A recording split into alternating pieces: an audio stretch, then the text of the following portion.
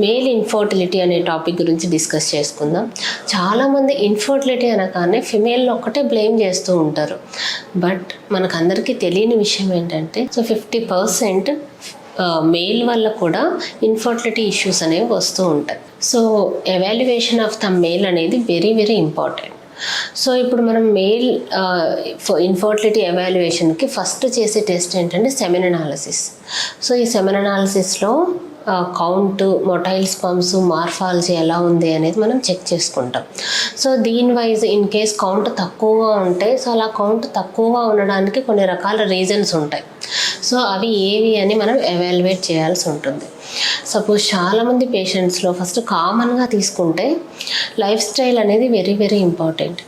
So కొంతమంది patients సడన్గా ఒక 15 to 20 kgs over a period of ఒక 3 to 4 yearsలో గెయిన్ అయి ఉంటారు. సో అలా ఎక్కువ వెయిట్ గెయిన్ సడన్గా అయిపోతే సో బాడీలో ఏమవుతుందంటే ఫ్యాట్ కంటెంట్ నుంచి ఎక్కువగా ఈస్ట్రోజన్ అనే హార్మోన్, ఫిమేల్ హార్మోన్ అనేది ఎక్కువగా ప్రొడ్యూస్ అవుతుంది. So instead of testosterone estrogen values అనేవి ఇంక్రీజ్ అవుతాయి. సో అప్పుడు మనకి కౌంట్ తగ్గడం అనేది చూస్తూ ఉంటాం చాలామంది పేషెంట్స్కి. సో దాంతోపాటు స్మోకింగ్, ఆల్కహాల్, సో ఇటువంటివి కూడా చాలా ఎక్కువగా smoke and alcohol drinking habits ఉన్నట్లయితే కూడా మనకి కౌంట్లో ప్రాబ్లమ్స్ వస్తాయి. అండ్ దాంతోపాటు మొబైల్ ఫోన్స్, ల్యాప్టాప్స్ ఇవి కూడా ఎక్కువగా రేడియేషన్ ఎక్స్పోజర్ అనేది కూడా అంత మంచిది కాదు. సో అలాంగ్ విత్ ఇట్ కొంతమంది పేషెంట్స్కి ఏంటంటే కొన్ని రకాల ఇన్ఫెక్షన్స్ అనేవి ఉంటాయి. సో ఆర్కిడైటిస్ అంటారు. సో ఇటువంటి ఇన్ఫెక్షన్స్ ఎపిడిడిమైటిస్ అంటారు. ఇటువంటి ఇన్ఫెక్షన్స్ వల్ల కూడా స్పర్మ్స్ అనేవి డ్యామేజ్ అవుతాయి.